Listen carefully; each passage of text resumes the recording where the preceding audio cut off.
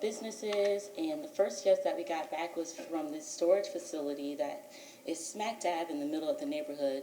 Obviously, it's just four big white buildings right now, but the property owner did say yes to the first building that faces MLK from Howard Street in Ewing.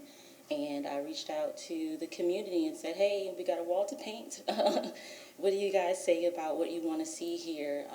What kind of message do you want to wake up and respond to every day? Kind of go along with that. And so I planned these mural meetups, and I made some interactive coloring sheets to really give the community an opportunity to get their hands in on the design and be a part of that process. I think I've collected over 100 drawings from this. At local community events, I would just pop up with my coloring station and just tell the kids, we got a mural coming, we need your inspiration, we need to know what we want to see here, and we got a lot of great feedback. And so what I was doing as I was taking these bits of information in was I found the placemaking playbook shortly before we launched this project, and I thought that the storm drain murals would be an awesome opportunity to get the community involved and activated and engaged in this project, to make it real for them, not that this is something down the line. And so with the drawings that we received, we were able to create sketches of what we wanted to put on the storm drain murals. And sorry, this is another slide about storm drain murals, and this is how they came out. Literally community design driven, painted, all of that. We really just wanted to capitalize on that this is a community arts and engagement process. And some underlying things is that we do want to increase the property values in the area. We see that there is some blight, and there's just some opportunity for some TLC, and so that's one of the catalysts for this project. And as Chris also explained, we found last night that we are already in line with a lot of the guidelines for the master plan. We are strengthening the community identity. We are a proponent of civic engagement, as well as impacting the city image. Lake Bellevue is just outside of the downtown area. You can either go left or right or to the beach. So I'm suggesting you guys make a left and come on down Lake Bellevue. And another component that we pulled from the master plan was leveraging the impact of these projects by clustering in key locations.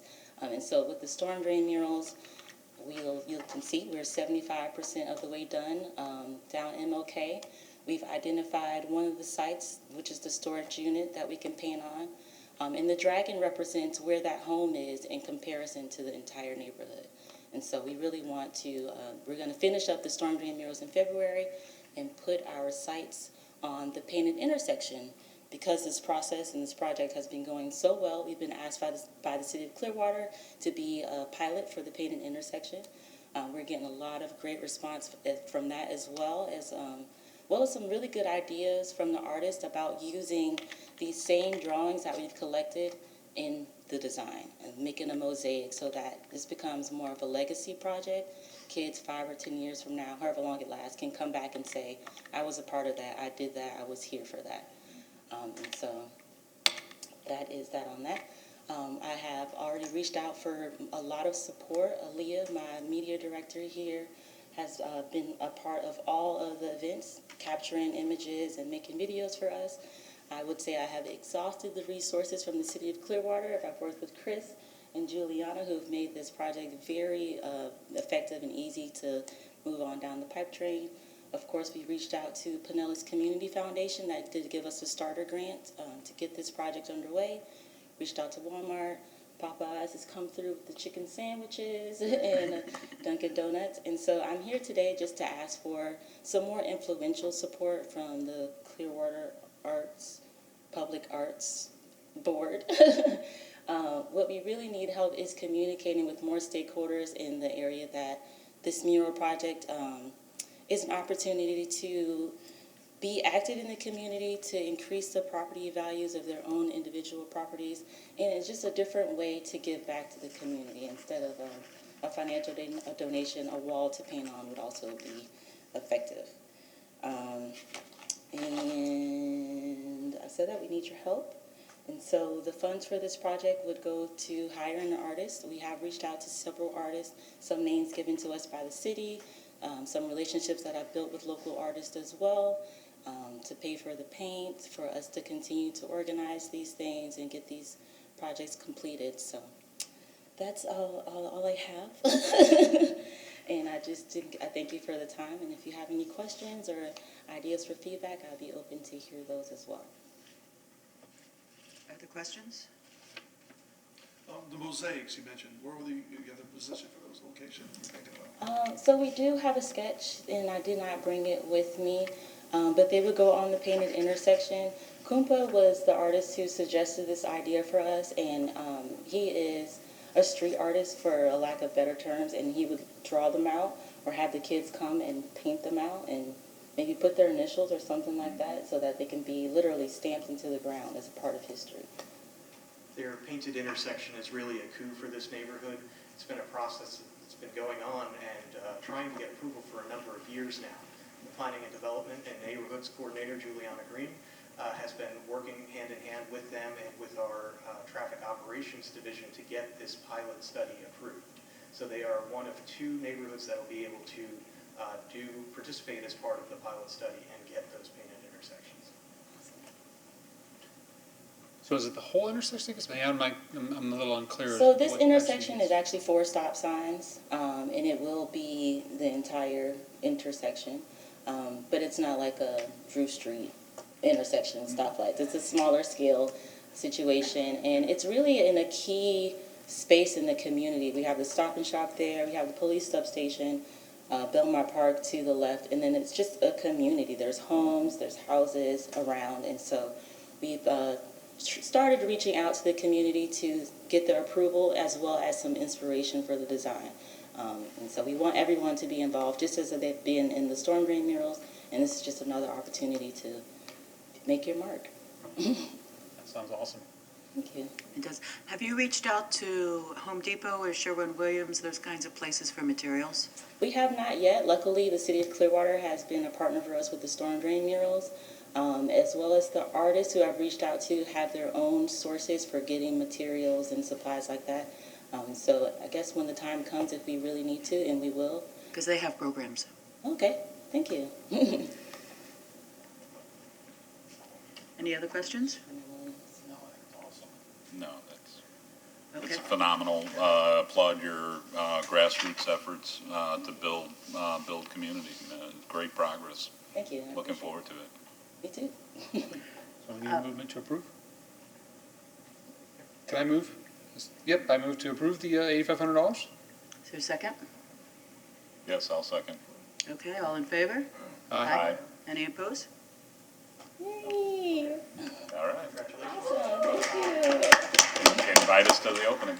Thank you, I Yes, appreciate please. that. As part of this program, each organization that requests funding will be partnered with the city department to ensure that it goes along. Juliana and I will be working with Miranda to make sure that she has the resources necessary to continue. Fantastic, very exciting. Thank you. And that falls under a Tier 2 grant? That is a tier 2, yes. Okay. All right. This is the most of my technical skills here. Oh. There you go. You got it. All right, next on the list, 4.2, provide direction for call to artists for Sculpture 360 Season 10. Okay. I cannot believe we're in season 10, that this program has been successful for so many years now. We started it as a way of having a mechanism for having artwork at a time where we did not have any current capital improvement projects. Now the program is up and running, we're commissioning new projects, but we're continuing on that legacy of the Sculpture 360 program in downtown. This will be our 10th anniversary, and I wanted to speak to the board. For the 9th season, we used local artists for the sculptures. Now, the pool for local artists is not super huge. However, we have done in the past limited calls to where we narrow the focus to a specific area. The first previous years were a national call to artists, but I wanted to talk to the board about maybe limiting it to Florida artists only. That way we'll be able to support our state artists and make sure that they're part of this season and program going onwards, we could make that a focus for future years as well. But I just want to get some thoughts from the board on that idea. So I have a question. When you said the pool is not very big, that's just in the Pinellas It just, County? in the Tampa Bay Tampa Bay area, area, we have we've got a good number, but a number that we go through pretty quickly for the 3 sculptures. So if we keep it limited just to Florida, we can still draw from that area, but not bring in any folks that are from outside the state, supporting locals first, instead of an artist from, we've had artists from Indiana and New York, and the question we always get asked is, why not local Florida artists? So this would be a way to answer that and respond. And is the call is out on Cafe Express? The call will go out, yeah, it'll go out in March. This will be for October. Okay. And then,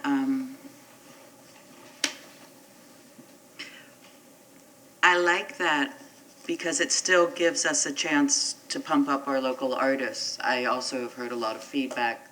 People didn't get the information, that there are more than we know about it, but we don't want to keep recycling the same names and over. We want to continue to bring in different. Would we have a theme? We have had a theme in the past, colors and vibrancy. Sometimes we get it, sometimes not. We don't want to limit it too much because we want to make sure that we're not excluding anyone unintentionally as far as participants in this area. But that is something, if the board desires, we can develop a theme. Does the city have a 2020 theme? Sustainability, keeping our heads above water. So it could be a recycling theme. Yes, Yes, right. and there are a lot of talented artists that are using repurposed and reused materials. So that would align nicely with the cities. Yes. That could. Yeah. Which would give us more PR opportunity. That would work with me. I like that idea too, I agree. Good Yeah. call. Keep it in line with the city and actually give it a theme. Okay, I can do that. And so we'll stick to Florida artists with a concentrated effort locally by word of mouth, social media, and working through artist groups to make sure that it penetrates our local community and gets to as many artists as possible. And will there be a theme? No.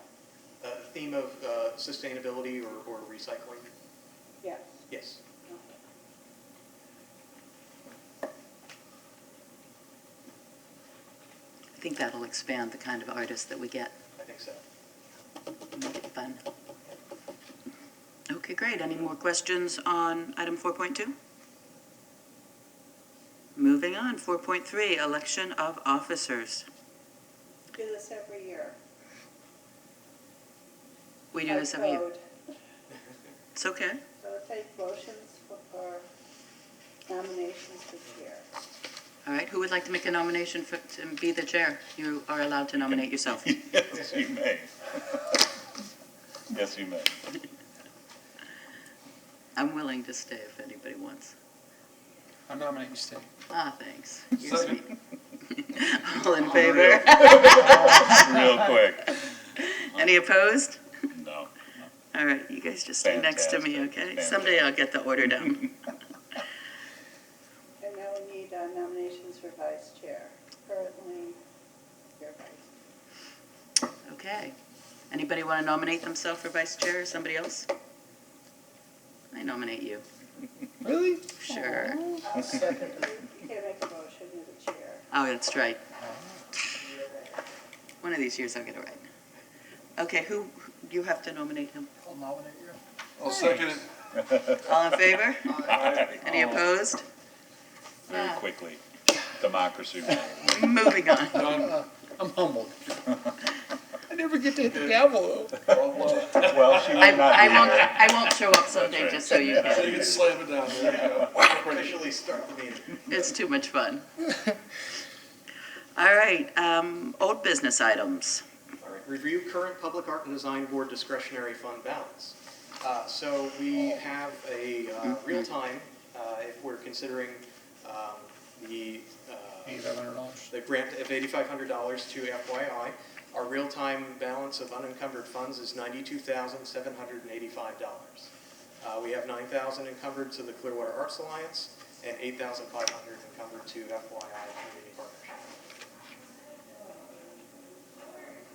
So that was 92.7, $92,785 Unencumbered. unencumbered. unencumbered, and that's, the two others are not part of that? Correct. Okay, all right, I understand I that. thought we encumbered the money for the Arts Alliance last It is, meeting. yeah, so. Yeah, Right, our balance of $92,785 is unencumbered. We have two encumbered funds, the $9,000 for Clearwater Arts Alliance. And then now the- in the previous meeting, and now the Okay, $85,000. gotcha, okay, sorry. So with this balance, this is not inclusive of any upcoming projects, Correct. buildings, it's not projection, it's It's actual. money in the bank.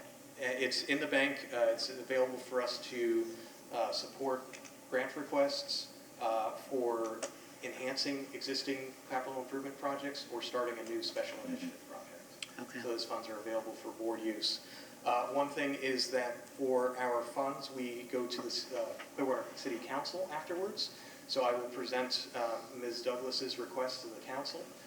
We did present the Clearwater Arts Alliance request. It was passed on consent agenda, all in favor and support of it. But just with purchasing guidelines, we want to make sure that there's an oversight of it and with our responsibility to City Council as an advisory board. Okay. With the Sculpture 360,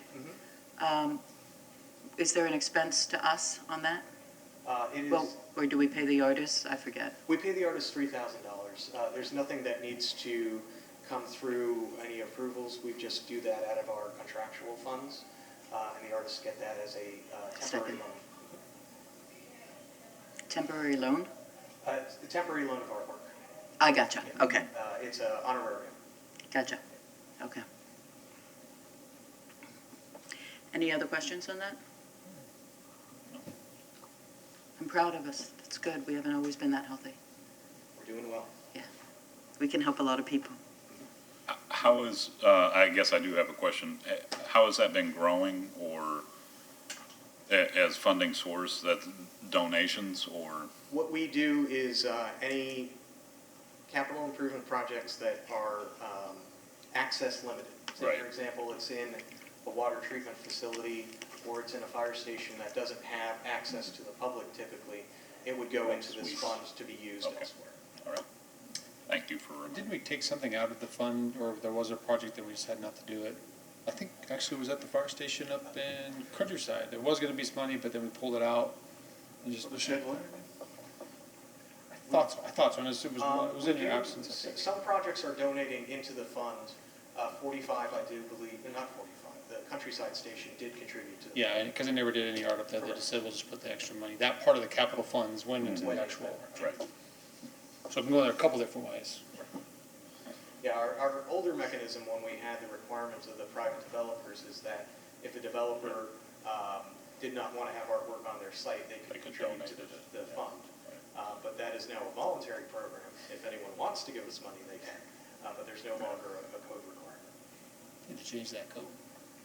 Well, there's always a chance. I haven't seen a challenge to it here in Florida, aside from one initial challenge, which was way before we even went to the voluntary program.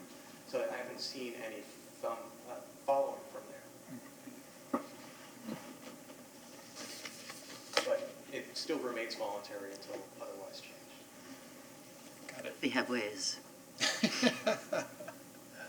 Okay, item 5.2. Approve an application and guidelines for public art and design discretionary fund grant assistance for projects led by neighborhood and community organizations and arts advocacy agencies.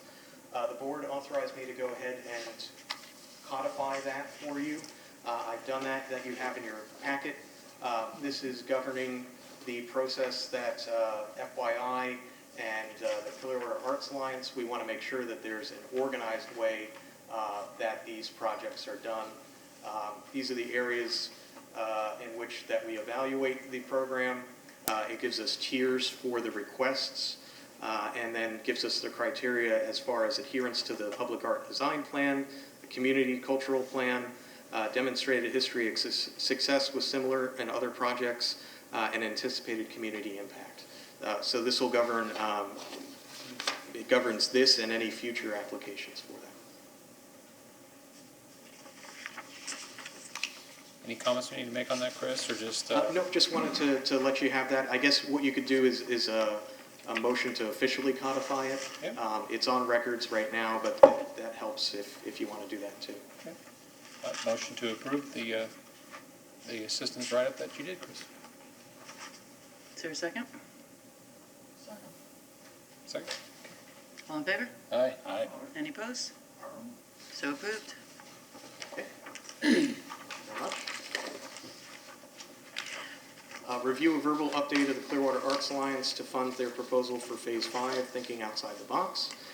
Just want to let you know the Arts Alliance is in touch with community partners, and they're starting their projects for getting the signal boxes using the grant funds. So they're in the process. They have 4 of 6 neighborhoods identified. They're opening it up to 2 more neighborhoods if they want to go through an application process. The 4 neighborhoods that are working through the current system right now are all targeted neighborhoods that we had identified in the master plan as areas that needed support and assistance in getting public art for their neighborhood identity.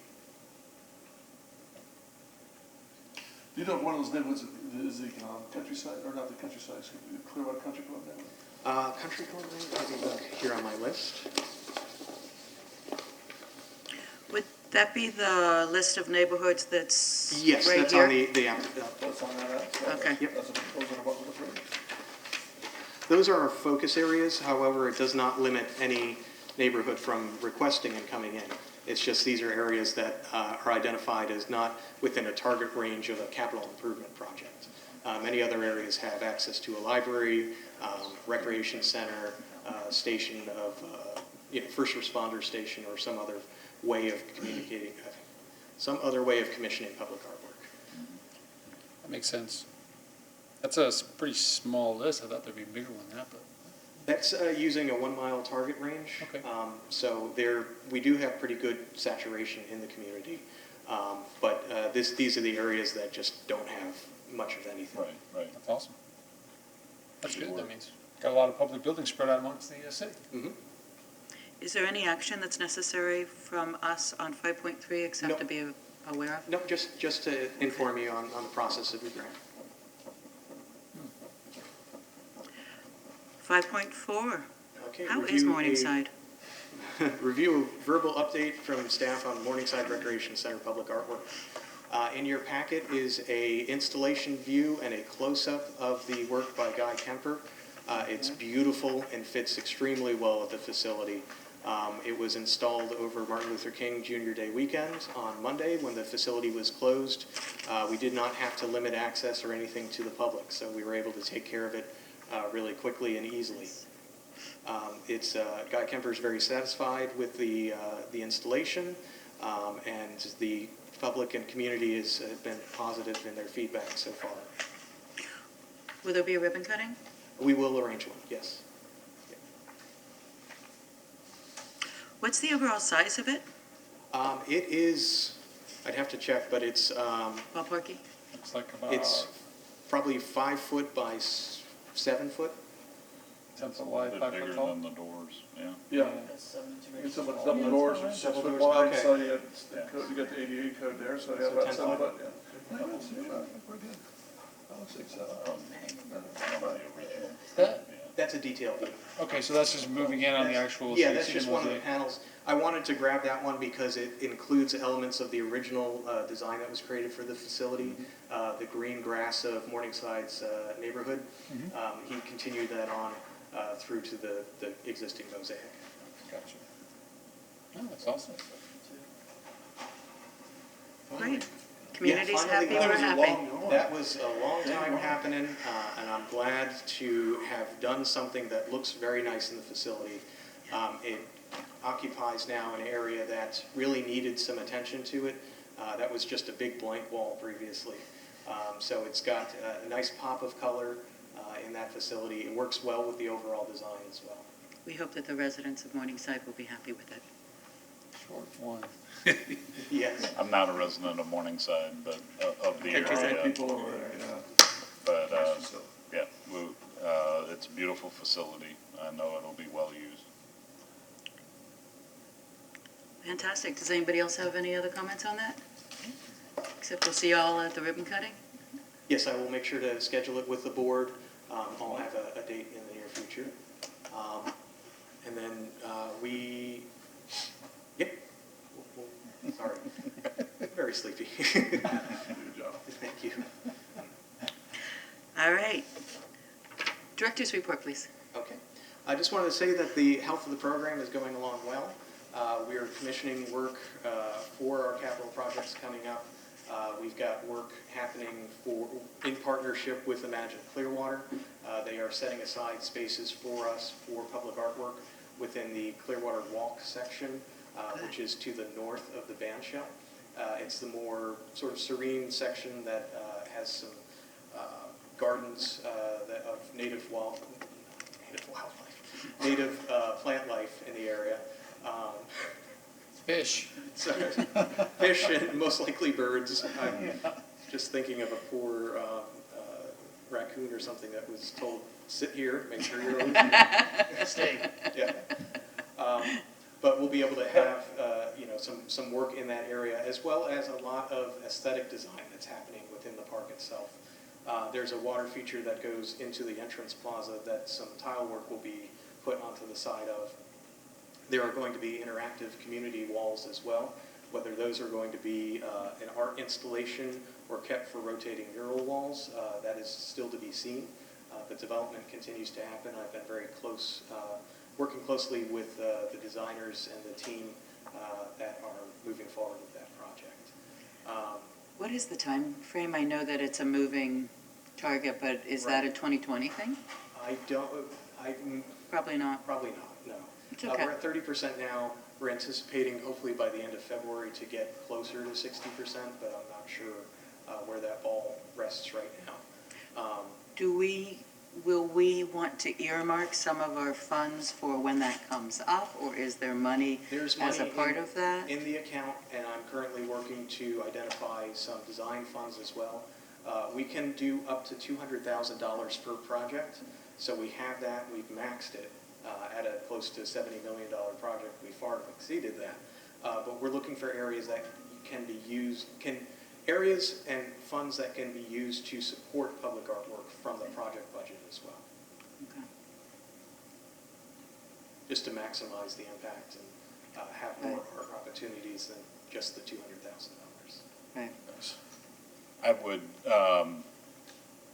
I would ask the question of the board and Chris, recognizing that the city's $200,000 cap is, I'll say, an arbitrary number.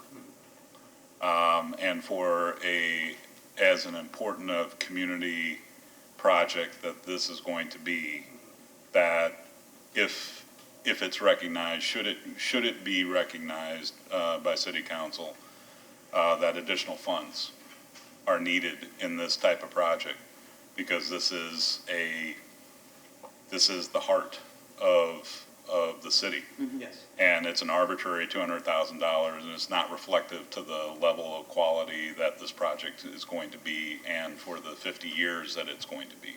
Right. And so I think I'm looking for consideration, but I think coming from this board,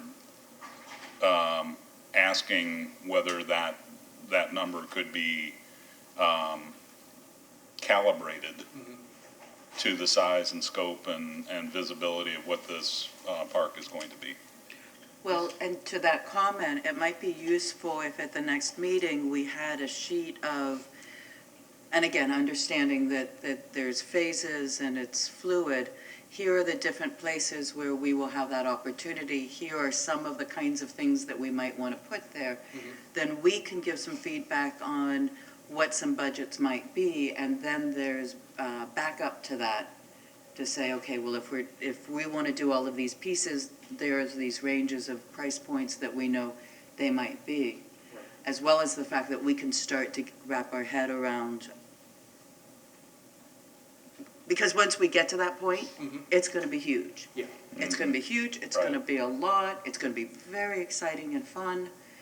So as much prep work as we can do up front, and we haven't really requested it prior because things were moving, but now that everything's going so Right. nicely, it might make sense to start doing that now. Yes, I'd be happy to prepare that information. Thanks. The update on the project opportunities and possible expansion of the percentage of artwork for the site. Asking City Council that they recognize the importance of this project and the need to have a larger public art impact with additional funds. And I would just coach you as, we don't have to look far. You can look to the pier and the art installation, the major art installation that's occurring at the pier, and you look at Julian B. Lane, two local Tampa Bay major locales. And it is important, and it's a generational opportunity that won't come back. Yeah, this is- Yeah, the art installation at the pier is just bringing so many people there. I was at a meeting recently with the developers of that, and the families and And everything. I know Coachman Commons will have locations that will have the ability to adapt, but I think right up front, if you don't get it, it's going to be a long time in that discussion. So, thank you for bringing that back to us. Thank you. I'll have that ready for your next meeting. Thanks. Um, Anything else on your director's report? Nothing further right now. Okay. Are there any board members that have something specific that they want to share? I do, Chris, we talked about briefly before about the Coachman Park, also known as the Clearwater Commons plan. Where we stand with the schematics with that, and can we see that online as the public, and how will art affect that? Do we have any plans Yes, for that? what I can do is bring that up for you. If the public goes to, let me wait until I'm on the microphone. This is an extremely large project in Clearwater, and then the actual art plan for that project. I mean, since we're looking forward, right? Right. And we talked about that. So if the public goes to imagineclearwater.com, it'll take you to the project page for that. There you'll be able to see a rendering and a flyover of the site, as well as updates with the project and some renderings of what it looks like at this point in time at the 30% development area. You'll be able to look in the implementation strategy of that and the phasing as well. So all of the updated plans will be posted here to imagineclearwater.com. Citizens will be able to go there and view what's happening with the project. So They'll you also- said about 30% right now, you think? 30%, yeah. Okay. Now, another project somebody might be familiar with that we talked about before, Chris, is Crest Lake. I think it's a little bit further along, at 6%. We have some artwork scheduled for out there also, correct? Yes, Crest Lake Park has some artwork that will be a component of it. I've been working with Parks and Rec to identify a location out there. They had wanted to do some pilings that were located near the playground area. They were almost telephone poles that are put into the structure of it. But looking at that, that has changed some. We're looking potentially to a water feature that would be in the park, or a water-based piece of public art, not necessarily having to be water, but perhaps a sculpture that's located in the art in the lake itself. I was looking at some high priority areas near Clearwater, near Gulf to Bay Boulevard, and it turns out that the setback that I'd have to go to would put the artwork way beyond where the people would be able to see it, as far as visibility and safety corridor. They would put it on the backside of the berm and into the Veterans Plaza. So we wouldn't be able to get something right there on the corner. That's what I was hoping, to try and get something really prominent. But I'll continue to work with Parks and Recreation as they further refine and develop the plan, trying to find the most prominent but accessible and viewable piece of artwork that we can have. If it's not in the lake, obviously, are they looking at an interactive something for the kids? We were talking about a splash pad, of doing the ground of the splash pad as artwork. We were also talking about the potential of looking into a playground feature, as artwork as a playground feature. That one we had to step back from, as the insurance that's required for the playground features is better carried by the providers. If the city did an artwork installation, we would have to carry the insurance separately on that rather than the playground provider. So that one kind of nixed that. But an interactive feature as far as the splash pad is still available to consider. Thanks. Mhm. I have another item while you're up in, this is, it may not be, I know you're familiar with it. I recall US 19, Gulf to Bay FDOT project, Yes. the overpass, the LED lighting strip band Yes. that's on it. It's a DOT, it was a DOT project, it wasn't a city project, correct? Yes. But there was input from the city regarding the LED lighting and as a component, correct? Correct. LED lighting is not complete. It is deteriorating. Yes. And I think DOT needs to be contacted. Okay. They don't build bridges that don't last 50 years. They should be replacing LED lighting as a gateway to Clearwater. Right. I'd be happy to- And it's just, I know it's a nagging thing, but it's our gateway. Yep. And We want to look good. Yeah. and the LED band is what was agreed to, and you know, okay, well, let's keep it working. Great. I'd be happy to contact them on Okay. behalf of the program. I would certainly appreciate that. Thank you. Yeah. Yeah, I did notice that too, Neil. I was coming in one night, I was like, kind of sporadic on the lights. So, that's a good point. Yeah, they don't build, their design levels are for multiple decade. Yep. And that's just an element of their design, and it needs to be performing better. It could be, it's just a maintenance thing. You have to maintain it. It's probably a replacement, but Yeah. it's an LED strip, Mhm. so Much easier than individual lights. should be. Well, how long has it been there now, the LED? Is it 10 years? About 10 years, yeah. Yeah, They probably knew their life cycle was probably not gonna last much longer than that, replacement costs. it's our gateway, Well, of course, and so, I've already done it. they could have done a lot more to that bridge work Yeah. in terms of design. If you look at Tampa bridge works that were done, Well, it's gorgeous, yeah, downtown. this is what was accepted. I want to make sure that it's minimally accepted and maintained. Understood. I'll take care of that for Thanks you. for that. Any more? Oh, Chris, on the swirling tree deal, when when we renovate the library, Yes. that's gonna go away and come back, right? Because it's one of my kids' favorite piece of art down here. They love that tree. Oh, good. Not that it matters to them, but yeah.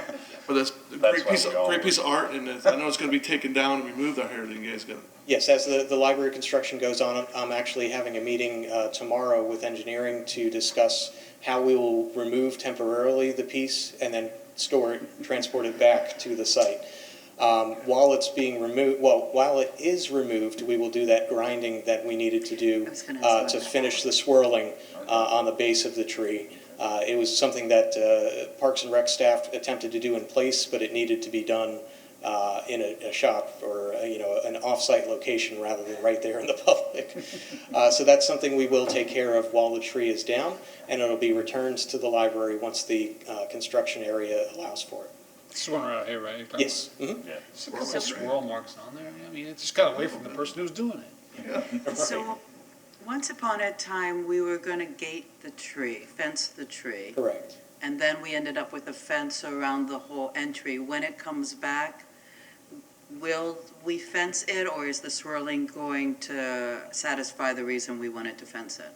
The panels that are installed there it does satisfy the safety requests and concerns that we had. The swirling grinding pattern would just make that paneling a little bit more aesthetically pleasing. Very exciting. Good job, Chris. Thank you. Yeah, You good? that's good. Okay, so if there are no more board members to be heard, I'm gonna adjourn the meeting. Nice. Do I- Very nice.